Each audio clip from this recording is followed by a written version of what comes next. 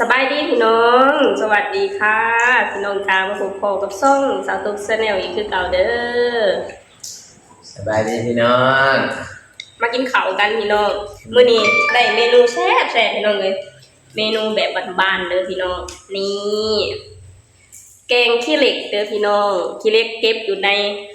ทางเนาะพี่น้องเนาะทางใกล้บ้านทุกกันนะแกงขี้เหล็กใส่ไข่มดแดงอ่ะใส่ไข่มดแดงใส่หนังใส่หนังควายแซ่บๆแล้วก็ใส่หมูสับเนาะพี่น้องแซ่บเด้อพี่น้องมาเด้อมากินข้าวกันเด้ออยู่ไทยแกงมันนี่บ่อยู่ไทยแกงเป็นใบอยู่ไทยแกงเป็นใบนะแซ่บอยู่ไทยแกงเป็นใบนะแต่คนลาวแกงคือแบบว่าตำบ่ตำอยู่ไทยน่ะจะแกงเป็นใบเนาะพี่น้องแล้วก็ใส่เขาเจ้าใส่น้ำกะทิน้ำเปล่าเนาะพี่น้องสนุกเคยกินอยู่เทื่อหนึ่งน้องตอนทำงานอยู่ไทยคือทางเฒ่าแก่เปิดแกงแล้วก็แบ่งมาให้น้องพี่น้องเนาะก็แซ่บอยู่เด้พี่น้องแซ่บคนละแบบแม่นเพิ่นแกงใส่หนังงัวเนาะของเฮาผัดแกงใส่หนังควายเด้อพี่น้องที่คุยแบบนี้เลยก็บอกมันก็ไข่มดแดงอร่อยไข่มดแดงเนี่ยมาใส่ก่อนไข่มดแดงประดานเป็นผู้สั่งมาเป็นผู้เป็นแย่มานี่เขาฟังคนน้อยอันนี้เอาอยู่ต้นมะม่วงเพื่อนอ้ายเมืองแดงหลายอยู่อยู่กันลาวจะแกงแบบนี้เลยน้องตำให้มันมุนๆจะออกมาประมาณนี้เลยแซ่บเก็บอยู่ข้างบ้านเนาะใหญ่สมัยนี้นะอยากกินยังก็ได้กินสมัยก่อนตอนยังน้อยโอ้ยอยากกินยังคือจะก็หายากแต่พี่น้องขนาดอยากกินแกงกินเล็กนะยังต้องไปบักไกลๆหนึ่งอย่างไปบักไกลๆดูอันภาคเซ่พี่น้องแต่ก่อนน่ะมันอึดเนาะที่มันบ่ค่อยคือผู้มือเนี่ยเขาจะปลูกหรือว่าแบบว่ามันแบบว่าจากที่เขาปลูกต้นหนึ่งแล้ววันนี้มันปิวมานำลมก็เลยติดนะพี่น้องตะกี้บริมีเด้ตอนมันสตูมยังน้อยนะก็ขี่ลบก็ขี่เล็กอยู่แถวพื้นทางนี่หายากเลยพี่น้องคะแนนอยากคือต้องไปฝั่งเซถามไปฝั่งเซอย่างเดียวพี่น้องกว่าจะได้กินน่ะไปบักไกลๆพี่น้องเลยบันนี้แต่ก่อนเป็นราคาเด้เอามาแล้วก็ปั้นขายคือคุณมือเนี่ยผมไม่ขายแล้วเพราะว่าอยู่บ้านไรกับมีเบิร์ดใครอยากเขาไปหาเก็บแถวอยู่ฝั่งทางอะไรกินแล้วเนาะแล้วว่ามันลายบ้านเจ้าไปหากินกันบอกเลยนี่เลยบ้านประจอนเห็นผมมีเนาะบ้านกระตุ้งนะถ้าหาว่าอยากคือต้องขำฟังเชยอย่างเดียวเมื่อนะแล้วหนาวเพื่อนมันบ่ได้ปลูกมันจะยังถึงพี่น้องเนี่ยแต่ว่าบักเป็นแล้วบักถึงแล้วเอาไว้ทางกลางเนาะ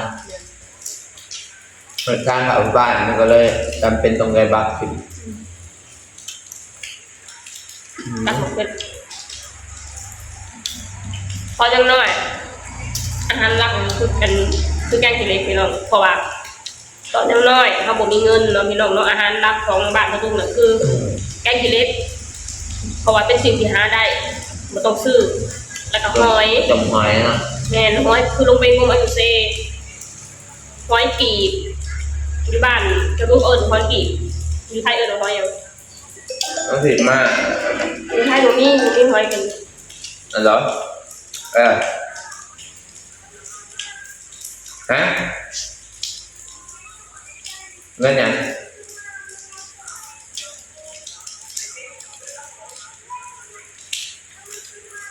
ก็ได้แต่เช้า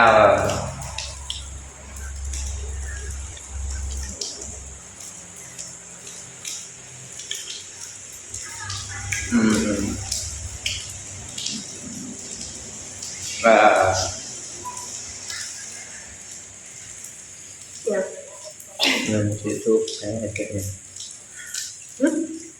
นเขาซื้อทุกไปให้เรา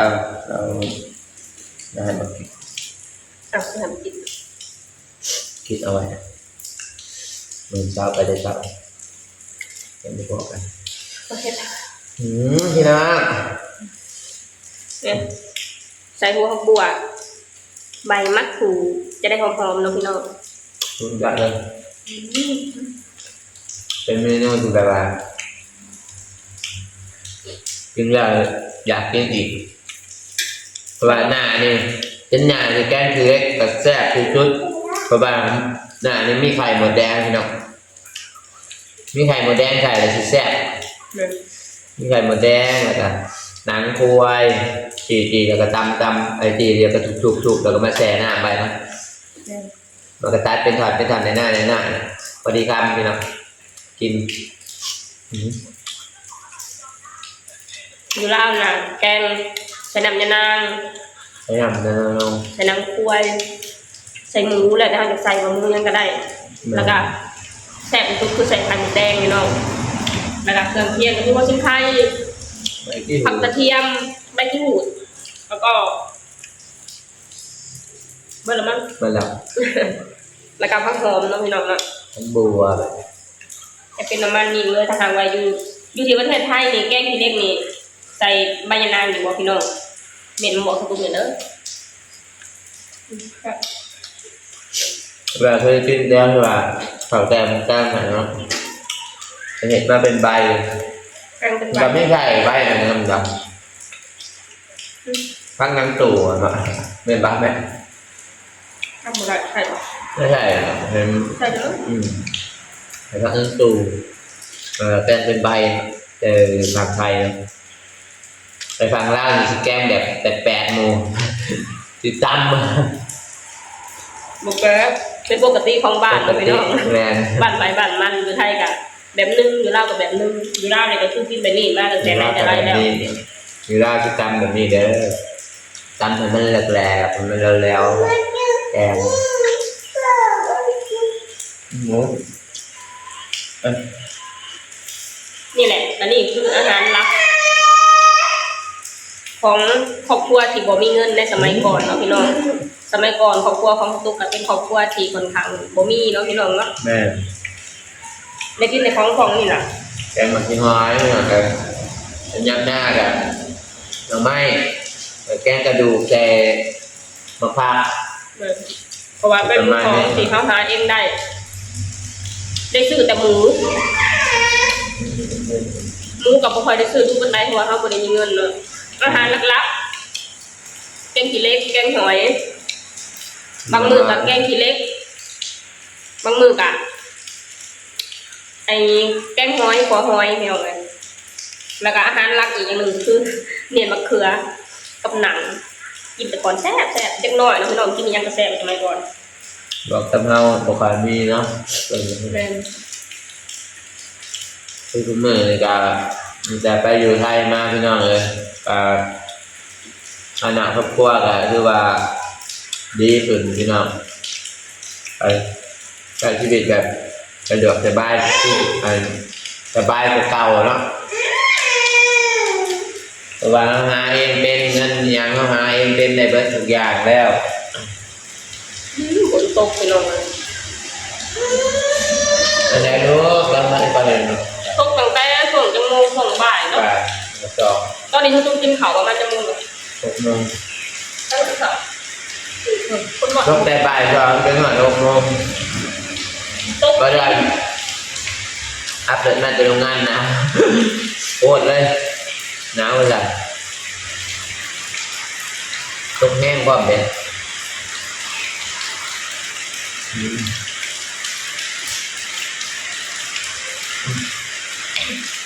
เองพี่น้องไข่มดแดงดูว่ามือตาพี่หมอ นี่ตีมือบาดาลเนี่ยไข่มดแดงไปหาเองเลย แกงกินเล็กเนี่ยแกงกินแค่เสือเดียวพี่น้อง ตั้งแต่ลูก กินแบบเสือเดียวและกัน โอเค กินเบิดเลยอะนะขนาดว่าล้ำเสือที่2นะโมเสสไปได้แบบนี้ ได้แบบเป็นยังไงเนาะ ขนาดแกงมาใหม่คะแนนเขาคือแกงยังได้เนี่ยเขาต้องจะกินให้มันหมดเลยอิ่มจากเขาก็คือต้องมาตักกินดิบนะโอเคแล้วก็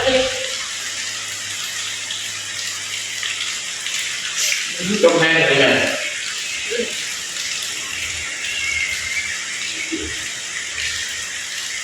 ฝนตกพี่น้อง เป็นเรื่องมันจะกลายเป็นขึ้นต่ำนะมันเป็นสื่อยากเหมือนกันไป ฝนตกบรรยากาศเปลี่ยนเอาเป็นไข่เดี๋ยวกินยังเลือดเผ็ดถ้าลูกใส่เผ็ดก็หลายเลยเนี่ยเผ็ด เพชรนะเจ้าเป็นเพชรและฝ่ายเพชร เผ็ดคือกัน ได้ปะ เขาไข่แล้วแบบมันก็ถือ มันกินน้ำเย็นเลย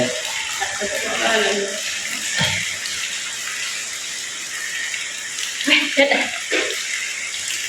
ใจน่ะอยากกินตำอย่างตีนไก่เผ็ดๆพี่น้องมีแห้งแต่ฝนตกไปก็ได้ เดี๋ยวไปก็ได้นะคนโต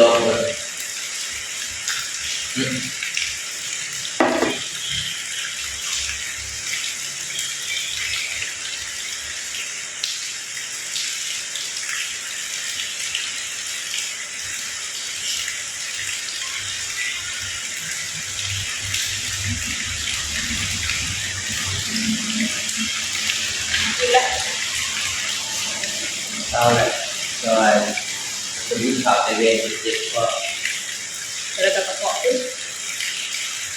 ไปที่ข่าวต้องเล่นต้องเสียง แต่พี่น้องยังเริ่มกลายมือเราตัวอย่างกันได้บัดเนี่ยเราเต้นไปเนี่ยค่ะต้องกินเรากับเบิร์บัดเดียวมันจังแซ่บนะพี่น้องก็อิ่มแล้วโอเคพี่น้องวันนี้จะตุ้มเองกับพาไปพี่น้องมากินของมันบ้านอาหารบ้านๆเนาะพี่น้องตั้งแต่สมัยเด็กเนาะพี่น้องเป็นอาหารหลักของครอบครัวของตุ้มเลยเนาะพี่น้องเพราะว่าเป็นสิ่งที่หาได้ เป็นสิ่งที่เราบ่ต้องหาบ่ต้องใส่เงินซื้อเนาะพี่น้องเพราะว่าสมัยก่อนกะบ่ค่อยมีเงินนะพี่น้องเราอยากกินของดีๆคือก็บ่ได้กินดอกอีกอย่างค่ะพ่อแม่เพิ่นก็บ่ได้มีเนาะพี่น้องเพิ่นก็หาเงินอยู่ในบ้านนะพอจะได้กินได้ใช้ในแต่ละมื้อแต่ละวันเนาะพี่น้องเนาะอันนี้ก็คืออาหารหลักของครอบครัวของตัวพี่น้องคือแกงขี้เหล็กเนาะพี่น้องเนาะโอเคพี่น้องสำหรับคลิปนี้ลูกเองก็จะขอจบลงเท่านี้ก่อนเด้อฝากให้พี่น้องกดไลค์กดแชร์กดติดตามในช่องสาวตุ้มชาแนลเลยเด้อสวัสดีค่ะ สวัสดีครับ